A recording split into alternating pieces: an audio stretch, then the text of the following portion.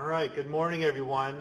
My name is Taylor Lochran. I'm the Technical Program Manager for the CARMA program here at Federal Highway Administration. I want to welcome you all and thank you for spending the time with us today as we walk through some of the most exciting things we're doing here at the Office of Operations R&D, focusing on TSMO strategies. So what are we going to do when this technology, this automated driving technology, starts entering the transportation system? How can we start to take advantage of these new features and functionalities so that we can optimize the transportation system of the future? So today we're going to walk through some of the ideas and thought process that we've put together on future use cases of this technology and our input that we've received from each of you over the past few months as we put together these use cases. So thank you very much and welcome. And just some announcements for the webinar. So we will be having a couple sections that we'll be running through, and we'll try to reserve questions for the end. But we do ask that you dial into the number at the entrance of the webinar room. It'll be best if you'd like to ask any questions at the end. The questions and chat box is also available to anyone that would like to type in a question. And again, we'll be reserving those questions towards the end of the webinar. For unmuting and muting yourself, just so you're aware, you would press *#, and I'll be putting that code into the question and discussion pod as well, so you are aware throughout the discussion how to mute and unmute yourself. So just an outline of what we're going to be talking about today. We're going to dive into a few topics with the CARMA TSMO, and we're going to start with Cooperative Automation and what the CARMA project is, give you a background for those of you who may not be aware, and a refresher for those of you who are. Jump into the Transportation System Management Operations Cooperative ADS and how we got our typology, going into the overview of high-level ConOps, then moving forward to the prioritization of the TSMO situation. And we'll kick it off with Taylor, giving us a background of CARMA. All right, thank you.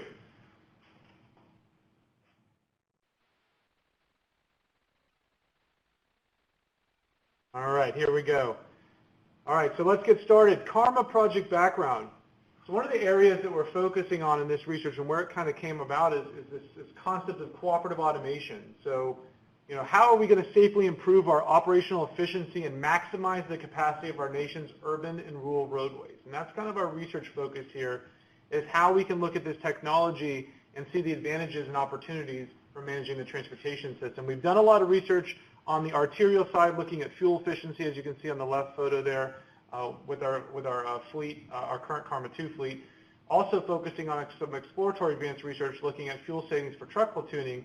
But the real benefit kind of looks at the operational components. How do we increase capacity, and how can we do that on our nation's urban and rural roadways? And we've done some of that research over the years to kind of showcase this technology's benefits and possibilities. And in doing so, we've developed this concept, this new open source platform called the CARMA platform, and that's what we're going to be using as our tool to help us evaluate these new ideas, these concepts that we're promoting, and trying to understand what are the benefits and where we can see these implementation across the country and on our roads. So this open source platform that we've developed, we've released CARMA 2 back in October of 2018. We've had some success with some users across the country, over 200 downloads of the platform to date. And we have some exciting news that we're going to be releasing the next version, the newest version of CARMA Platform 3, will be released the end of the month leading into July. So there's more to come on that, and we're very excited for the opportunities that this technology and these tools that we've developed are going to enable us to do. So if we look at what is the CARMA platform consists of, it consists of it's built on what's called ROS, Robotic Operating Software, which really encourages that modular design of components so we can start to really design for these new concepts and kind of see how they behave, as well as keeping that open source mentality that we believe is very effective in pursuing and accelerating this innovation. The CARMA platform allows researchers to develop what's called plugins or features in which they can test their concepts around how we want to see cooperative automation and how it could affect a specific transportation management and operations strategy.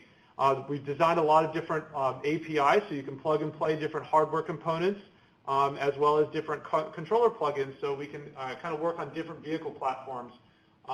And really the main breadth of this is what it enables. Is the machine-to-machine sharing of information that will support and enable automated driving systems to do things that they probably can't do on their own, specific to what are the different types of applications we're developing. So that vehicle-to-everything communication is kind of a key component that really enables this research to take place. And so just as a quick summary, if we look back at what SAE developed in 2016, they developed the levels of automation.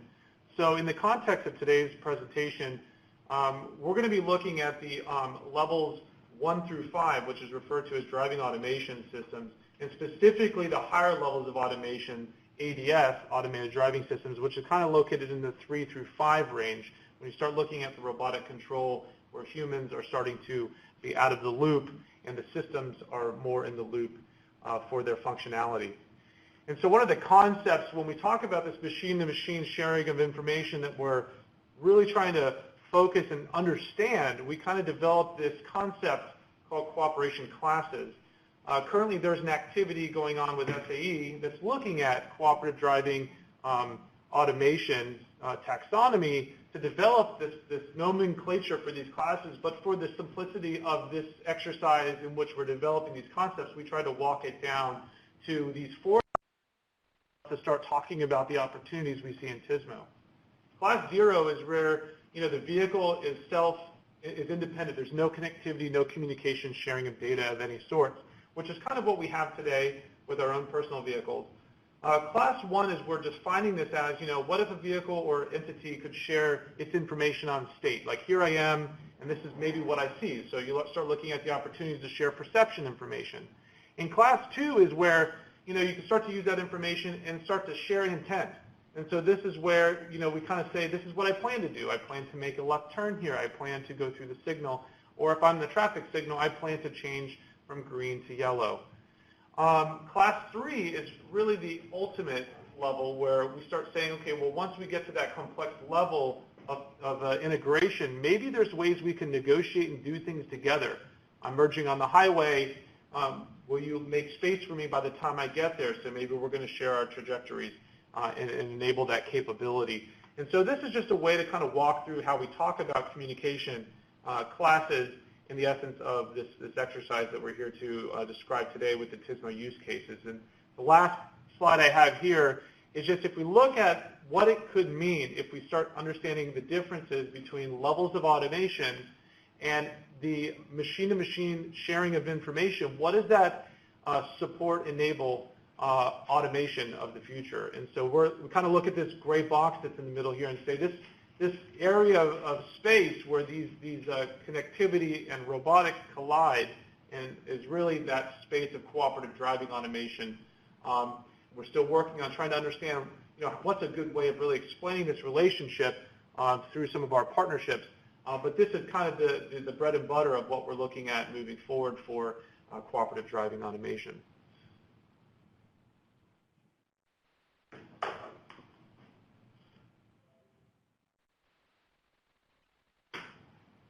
Hello, everyone. My name is Imran Inamdar from CAPS Trafficom. I've been supporting some of the work related to the TSMO cooperative ADS relationships and development of the high-level and detailed ConOps. In my part of the slideshow, I'll be going over what TSMO is. Then we'll talk about some of the TSMO cooperative relationship parameters. Then the typology for the project, overview of the ConOps, and then I'll hand it over to Elizabeth to talk about the prioritization exercise that we went through.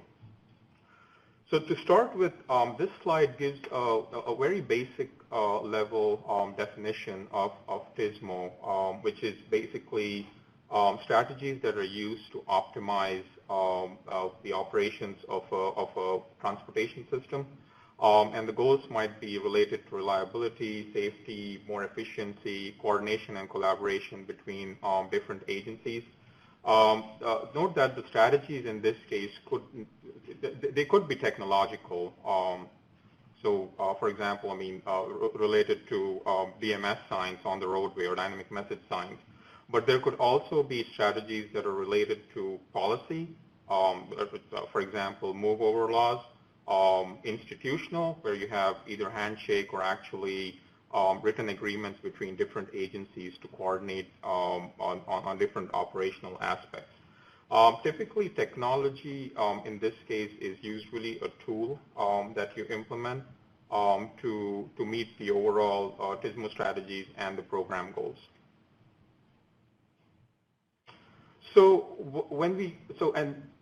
This slide basically lines out when we talk about TSMO and cooperative ADS. What are we talking about in context of this CARMA project, right? What we are trying to do is anticipate and study the impact of cooperative ADS on TSMO strategies, because these technologies can actually impact the TSMO strategies itself, but then the laws, regulations, policies, and practices that are related to it. We are trying to seek opportunities for emerging technologies related to V2V and V2I data connections. Then there's also the question of what are the evolving TSMO strategies that can be supported by cooperative ADS. And then you're also looking at new TSMO strategies that can be enabled by cooperative ADS. So this would be something you can think of like outside the box. I mean, strategies such as cooperative lane balancing, for example, something like curb management. Also think about something like a TSMO strategy like ramp metering, where these strategies can be really enhanced by the availability of cooperative ADS data.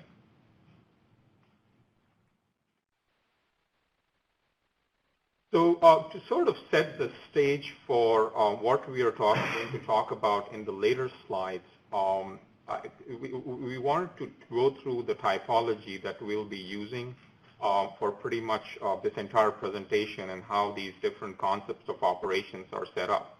And the reason for that is these things can mean different things to different people. So we just wanted to have like a consistent terms that are related to the approach that we have here to the development of the ConOps. And it will also be useful when we talk about high-level ConOps and the priority strategies at a later stage of this presentation. So the first level in the typology was the TSMO strategies, which I just talked about. And then what we did was we had a host of strategies that we were able to find through literature review and inputs from our stakeholders. And we tried to bring them into a set of specific use cases, or you may also loosely refer to them as domains that we'll be dealing with in the high-level ConOps, right?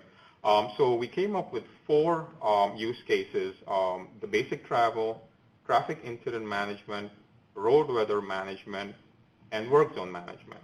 And as we were looking at these domains, we started also looking at the different situations that apply to these domains or use cases. The next step was to look at the different ADS vehicle travel areas. And one example of looking at it is basically think about how a vehicle would interact when going through, interact with the different areas on the roadway while going through a work zone. The notification will provide the vehicle the information that it needs for situational awareness. There is maybe a work zone 2 miles down the road, so you better start preparing for that. The transition area, and these are, by the way, coming from the MUTCD, and that's where we were trying to establish those relationships between TSMO and cooperative ADS. So in the transition area, the vehicle will perform actions that are required to safely maneuver around the activity zone or the work zone. In the activity area, this is where the workers might be present, and it may cause a reduction in the capacity of the roadway. So the vehicles may have to slow down, make sure they're not hitting cones, or be aware of any workers that are in the work area for safety reasons. And then in the termination area, this is where the activity area will end, and the vehicles can resume either back to the posted speed limit, or they'll be able to use all the lanes on the roadway. So based on the travel areas, we grouped a bunch of situations.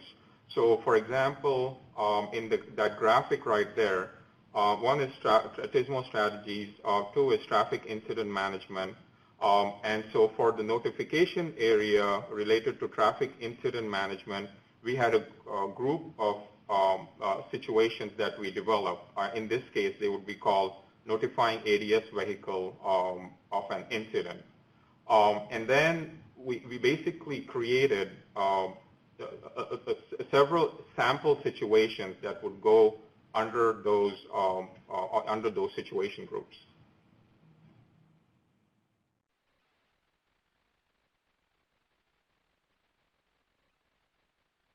So this slide talks about this TSMO cooperative ADS relationship development in the different tiers, and how we went through step by step to create the high-level ConOps, and then we are currently working on the priority situation, detailed ConOps and requirements, and then tier 3 is looking at cooperative ADS scenario planning. The high-level ConOps basically is related mostly to the TSMO strategies and the relationship with cooperative ADS. It focuses on the 4 use cases that we just talked about, and then the broader V2V and V2I interactions between TSMO and cooperative ADS. So the one thing to be clear about in the high-level ConOps is this is not something that was intended to be something that's buildable and testable in the future. That comes about when we talk about the tier 2 or the detailed ConOps and requirements for the 4 priority situations.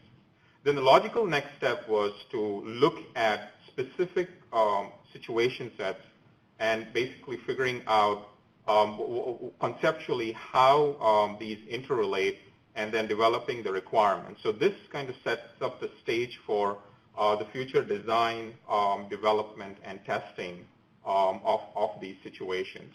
And tier 3 is related to a very specific use case for first responder interacting with cooperative ADS.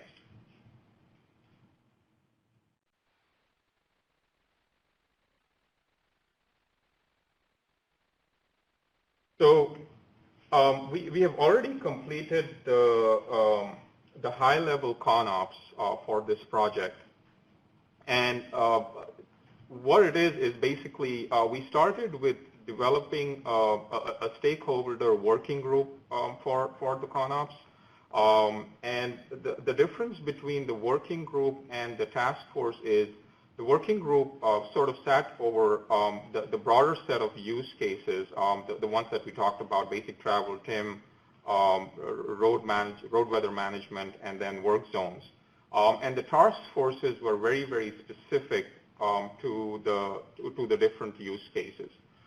So we had a working group summit a few months back in February, and then there were 4 task force workshops by use case where we went through these different use cases and the different parameters that define it. The next working group task force joint summit will be done after the detailed ConOps are complete shortly. But the one thing to note here is that at every step of this project, the stakeholders have helped review and sort of focus our attention towards certain things within the project in terms of the use cases, and also help us to prioritize the near-term research activities. This slide shows an overview of the different stakeholders who are involved in our summits and task force workshops.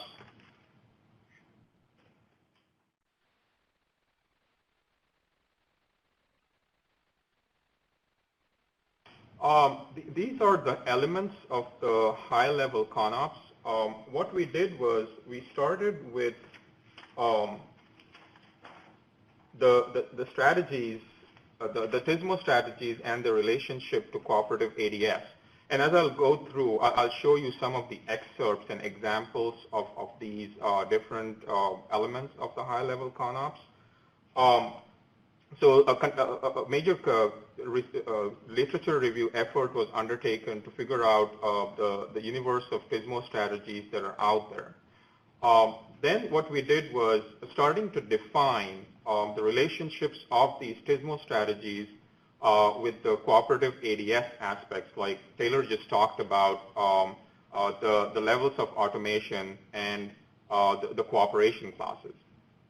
Then the next step was to look at what are these baseline data elements that are needed to implement the corresponding TSMO strategies from the cooperative ADS side of things. The high-level ConOps also defines a use case framework, which shows the interactions between the actual traffic management service operational actions, and then relates it to cooperative ADS. And then we also described these sample scenarios in the ConOps that specified the use cases and demonstrated how these interactions will take place in the real world.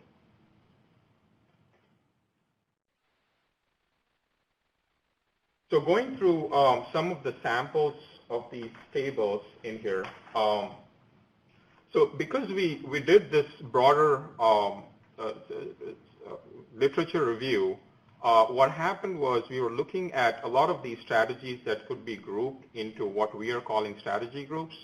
So these would include things like arterial management, congestion pricing, road weather management, traveler information, and then potential new TSMO strategies that could be enabled by cooperative ADS.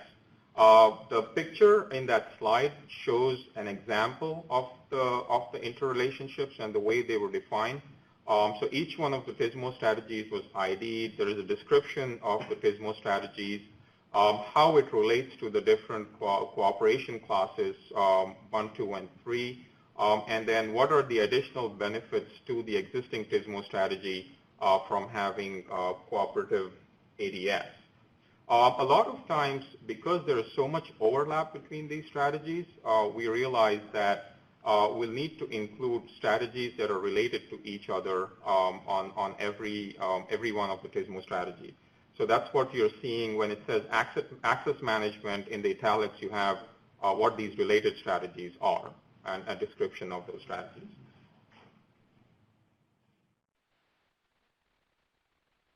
Next slide is the TSMO strategies and baseline data elements. These are basically the key data elements that can be gathered from the vehicle. So they could be speed, heading, vehicle location, number of occupants. And one thing to note here is that these are just the elements that are available now. In the future, CARMA program will identify additional and new elements as they exist.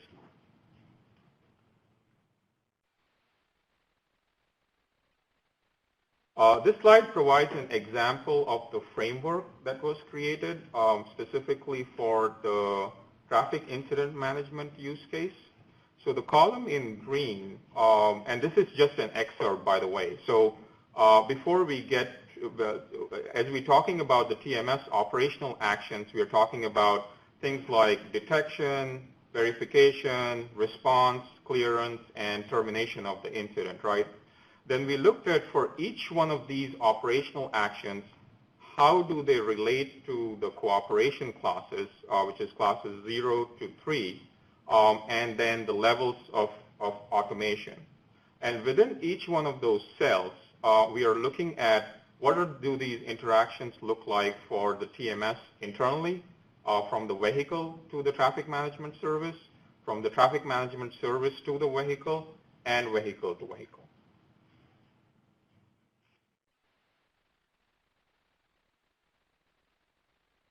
And this slide provides an overview of the different scenarios that we looked at for each one of the use cases. Again, these were defined at a very high level, specific to the use case. So for example, in basic travel, we have a scenario related to platooning, traffic incident management. We have a scenario related to how you would geofence around an incident area and its vicinity. Similarly for the work zones and the road weather management use cases.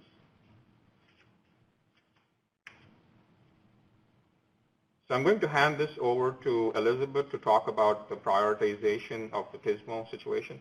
Thank you.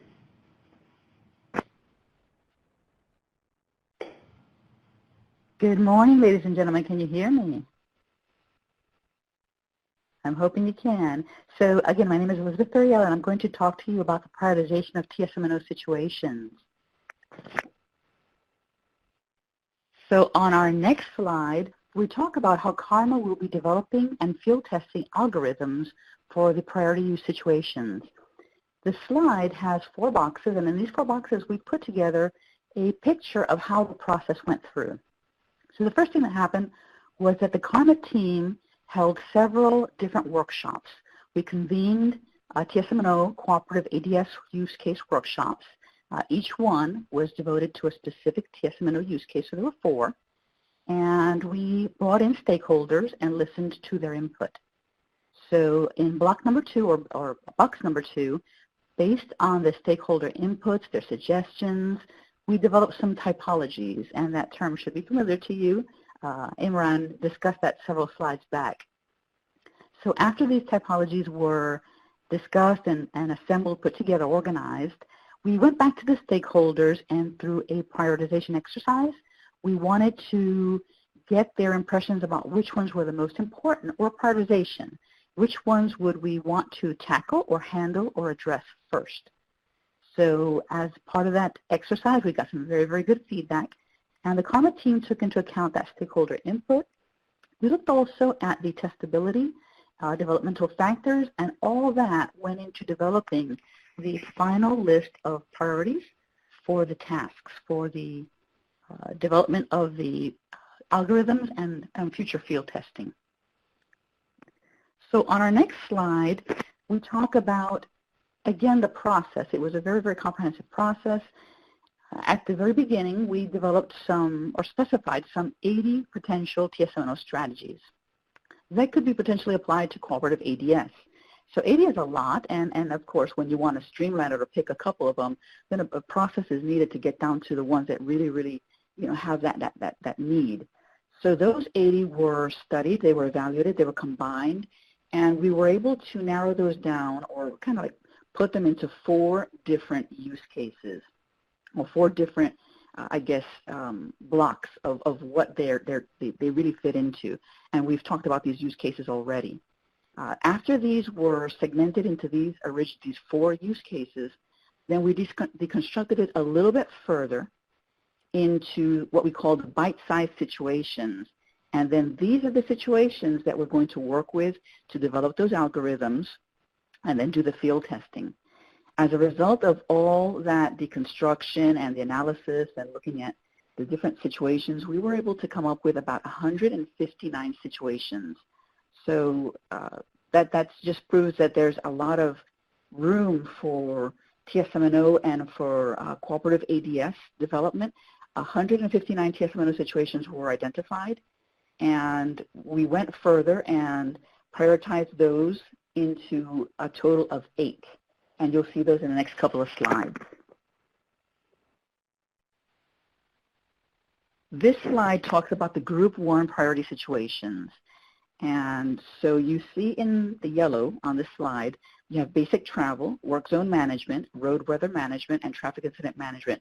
Those should be familiar to you. Those were the use cases. Those were the 4 use cases that were developed or selected. And in the white font, you'll see those are the situations that correspond to that use case. So within basic travel, we will be looking at the situation of merging onto a highway. Within work zone management, we'll be looking at 1-lane, 2-way traffic taper. Within road weather management, we'll be looking at vehicles that adjust their speed and prepare for other adjustments at the beginning of a weather event. And in the final, number 4, traffic incident management, we'll be looking at vehicles that move out of the way and clear space for the first responders driving towards an incident.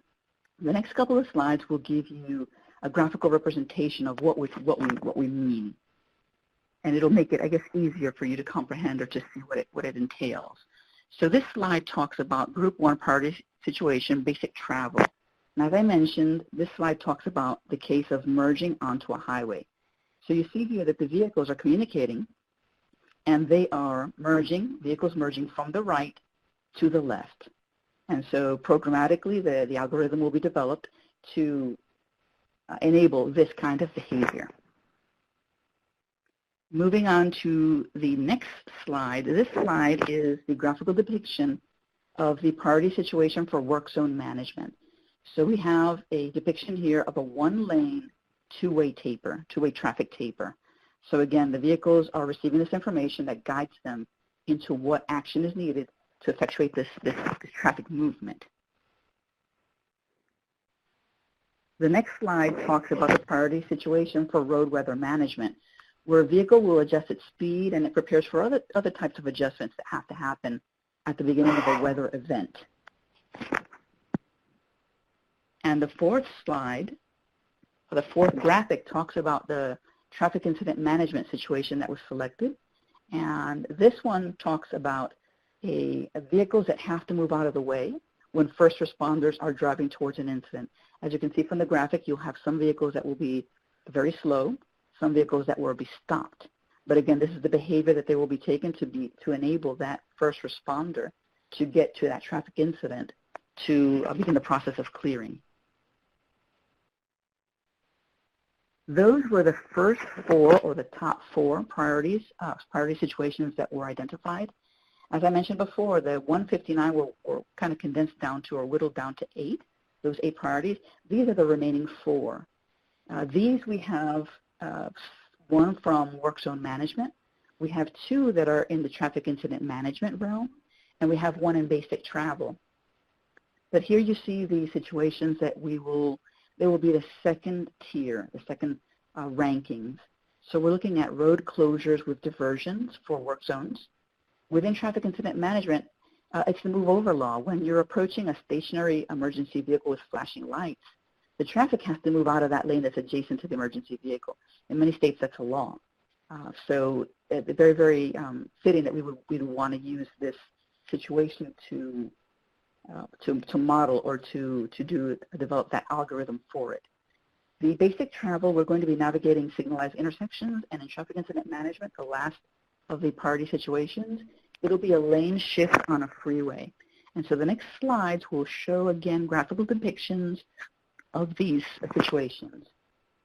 So priority situation number 5 is a road closure with diversion. Again, you see the vehicles interacting based on the information they're receiving. The next slide is the priority situation that was selected for the traffic incident management use case. It's the move over law. Again, when approaching a stationary emergency vehicle, whether it's a tower, whether it's a police vehicle, whether it's a fire truck, anyone in that emergency management, incident management clearance role or function, when a vehicle is approaching those emergency vehicles with flashing lights, the approaching traffic must move out of that lane adjacent to the emergency vehicle. And so that's what that graphic is depicting. In this situation, priority situation for basic travel, this is about navigating signalized intersections. So again, maybe the prioritization of which lane gets access first or right-of-way issues first. And then the last one, the last priority situation falls again within traffic incident management, and it's a lane shift on a freeway. So again, if you have a lane that is either obstructed, that you would have to move vehicles from one lane to the lane adjacent, this is the action, or this is the algorithm that will be developed to enable that movement. So we developed these graphics because many times it's just easier to see that and to put it into it. It makes more sense in your mind to see this on a graphical perspective. So the next steps for the prioritization of TSMO situations is a detailed ConOps. Imran had talked to you before about a high-level ConOps that has already been developed. We are now working on the detailed ConOps that will provide a lot of more information about these use cases or these situations that are being developed. In the middle of the month of August, approximately, we will be having a stakeholder summit. This will be our big summit with all of our stakeholders. We had one earlier in the year in February, but this is our second one. And we're looking forward to that because, again, that's another venue to get feedback from all the stakeholders. And again, some of the next steps that are coming up are some scenario planning. The algorithm development will have to happen. And again, of course, the field tests that prove these different situations. So with that, we'll go into now the important dates for this CARMA project.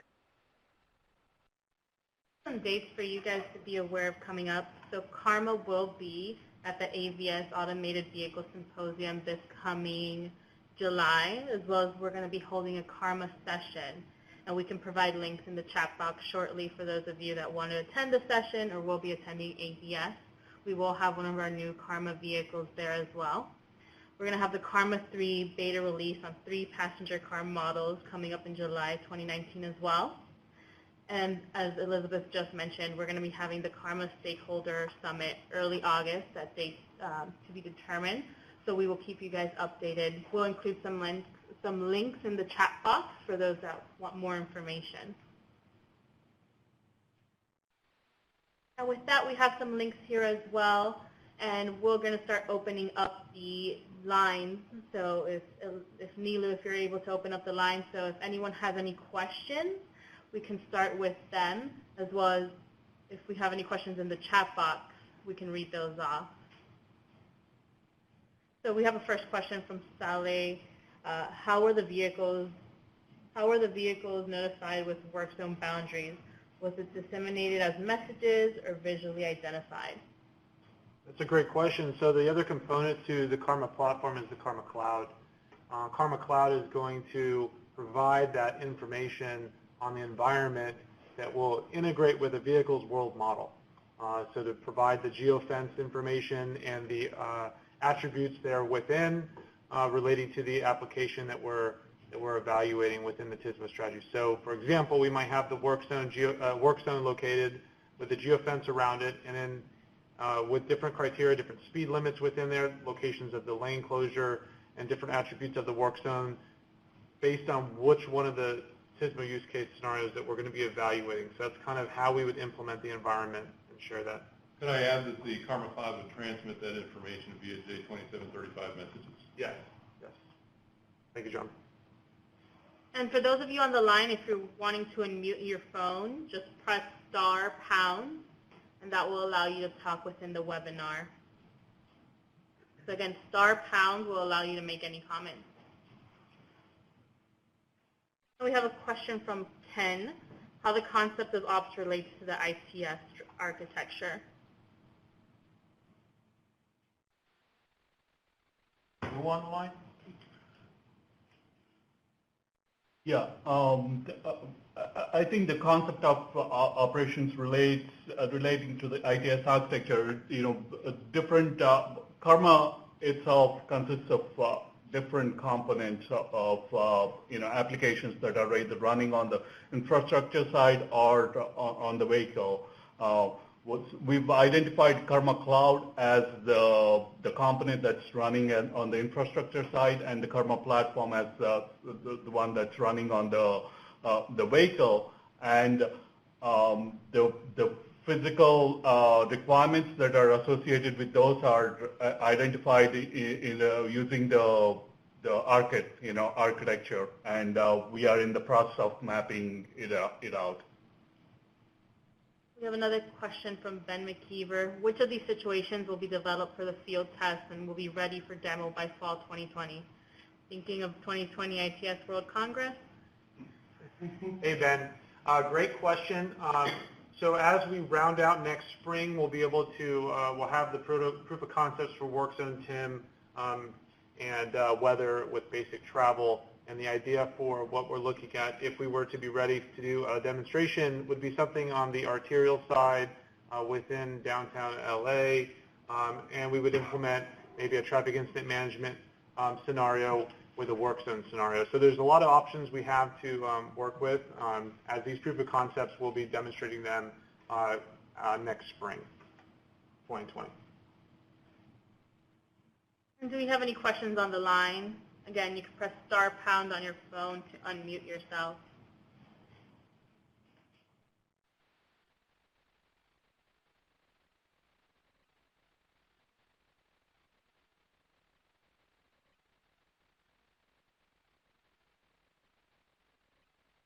And we have a question from Jakshi. How are the driver preference behavior considered in the Cooperative Automation program? Not all drivers will be willing to be opted in. They may just want their vehicles in their own ACC mode, so they have full control instead of CACC mode, as the market penetration is one key factor to realizing the capacity benefits. Yeah, that's a really good question, Joshi, and one of the assumptions we're taking is the higher levels of automation where the human is really not in the loop, the robot's going to be in the loop. So we're looking at how the machine-to-machine sharing of information is enabling the automation to either do something better or do something it cannot do on its own, provided by that information from the roadside, from the infrastructure. So we're not looking at lower levels of automation where the human would turn the system on or off. We're trying to focus on the higher levels of automation where how would that work if the robotics, receiving information from the roadway infrastructure and enabling it to do something better than it can do on its own. Yes. Yeah, this is John Stark. In addition to that, though, we will be able to have some capability for the operator, the user, to specify some preferences in there. Yep. Have like a mode dial here where you might be able to say, my preference right now is minimum travel time, or my preference would be extra safety margin around my vehicle, or whatever. And that would alter the behavior of the vehicle, although it would still be fully automated. Yeah, and we are looking at human factors research within the Office of Safety R&D around how would humans react to the maneuvers of a cooperative enabled vehicle and what it's doing. So we're going to be able to start to look at the human factor side of this technology as we start to create and invent these concepts that we're going to evaluate for their effectiveness.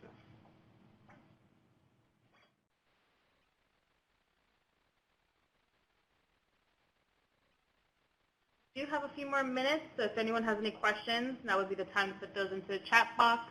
Once again, if you'd like to dial in, if you'd like to call, unmute yourself, just press *#. I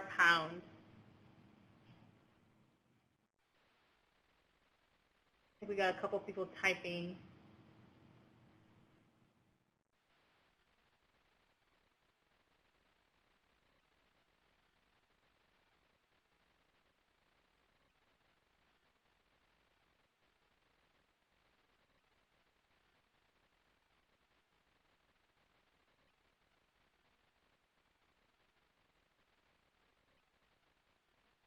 So for those of you, just to reiterate, while we're waiting for folks to type in their chat pod, we will be hosting a half-a-day CARMA session on Monday at the Automated Vehicle Symposium in Orlando. So if you're interested in learning more about how you can get involved with CARMA, the use case development, if you have some input you would like to provide, we're going to have some breakout sessions focusing on TSMO, and we'd really love to have you there to help us brainstorm in person some of these ideas that you might have in this space.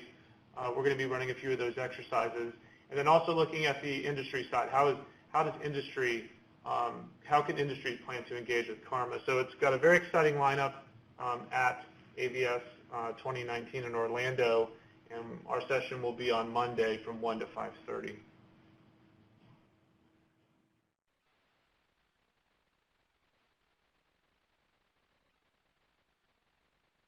We just had another question from Ben come in. How does the traffic signal situation work? Does it use SAT and MAP? Does it use B2B? Can it work in mixed traffic?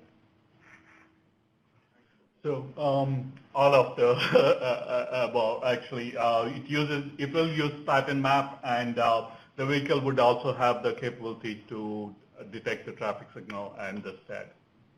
So similar to the question on the ITS architecture, this is all based on the connected vehicle technology that has been developed by US DOT and that jurisdictions are deploying. And so those same SPAT map messages that are part of the SPAT challenge and part of the CV pilot cities is the same messages that the vehicles consume for their applications.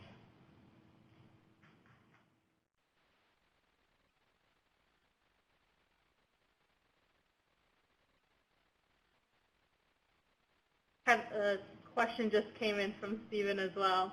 How are security concerns being addressed with the communication in the CARMA system, B2B, B2Cloud, etc.? So that's a really good question. So we're kind of following industry best practices to enable really safe and secure and encrypted messages.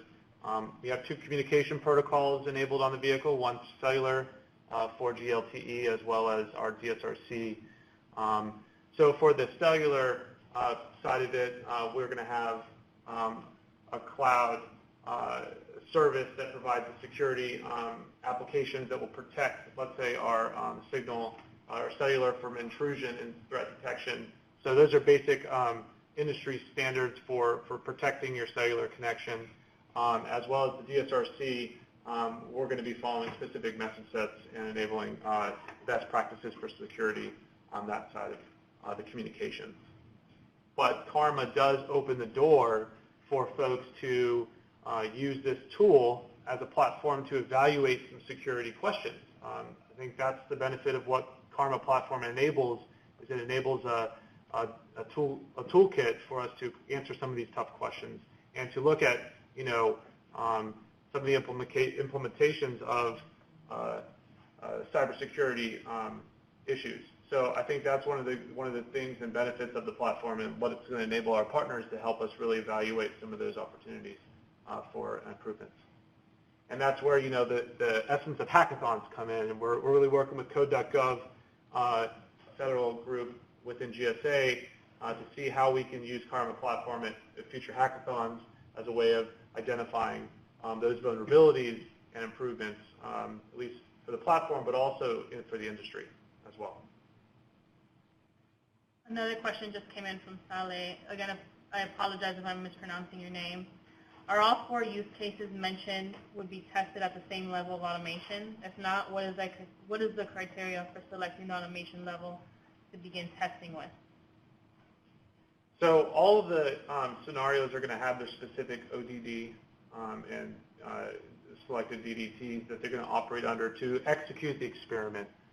So defining them as a level, I think, is kind of premature at this stage as to what level it's going to operate. But we will have criteria which we'll be able to evaluate, what's its operating domain and its dynamic driving tasks that are enabled for it to do its cooperative behaviors. And that will give us that information to be able to talk about what the operating environment is in and how we can, identify the appropriate automation functionality it enables.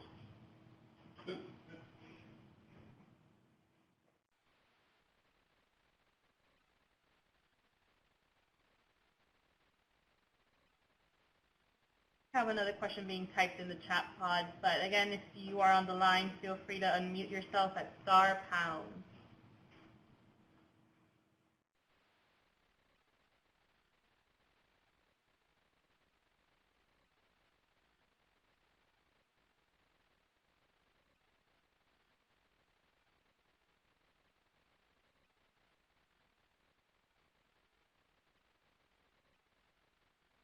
And then we asked him a question: Can these use cases work in mixed traffic with unequipped vehicles? He's re-asking.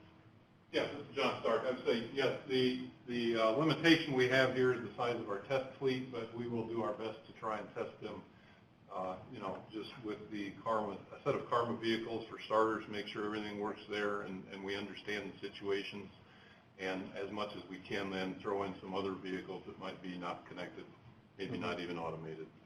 Yep.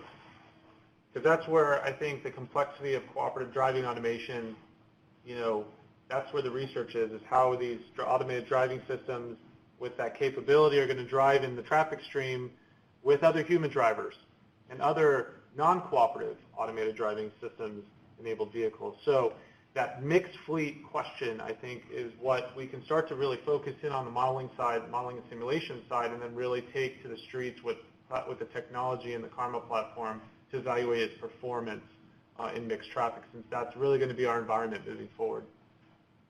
Great question, Ben. This also gets back to the previous question by Saleh Musa about the automation. The intent would be our primary test vehicles will always be both longitudinal and lateral control automated, whether you call it level 3 or level 4 or whatever. That's another question. But we'll have the automation in both dimensions. However, we might have additional vehicles in the test environment that maybe our old Cadillacs with only one-dimensional, level 1 kind of capability. That would just be adding to the test environment, these neighboring vehicles. Yeah, that's great. And to add to that, Ben wants to know, when thinking of demos, do we need to close off traffic? Will be, I would say, no, we don't. We're not intended to close off traffic. Our vehicles should be able to operate on public roads. Granted, we have all of the requirements needed to operate on that road. We have a list of requirements, mapping and different characteristics. We'll need to, ensure that our vehicles can operate in a specific environment. But as we get closer to the proof of concept and we evaluate the ODD, and we evaluate its operations with its DDT and understand its object detection limitations and the different functionality that's built in CARMA, we'll make an assessment on, its availability to drive in traffic safely. But it's intended to be a type of platform that could drive in traffic, yes.